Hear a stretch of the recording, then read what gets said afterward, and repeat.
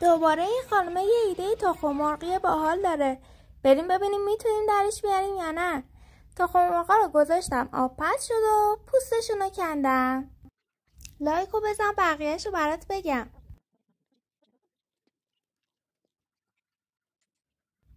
بعد یه سلفون باز کردم و سیخای چوبی رو روش چیدم.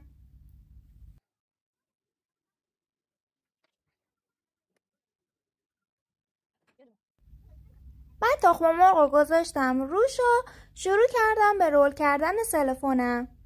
این قسمتش یه ذره سخت بود چون سیخا هی در میرفت، ولی خب در نهایت درش آوردم. سر و ته سیخا رو هم با یه نخ بستم.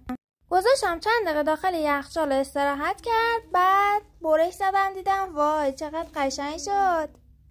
چند تا نکته مهم داشت که تو کپشن براتون می نویسم.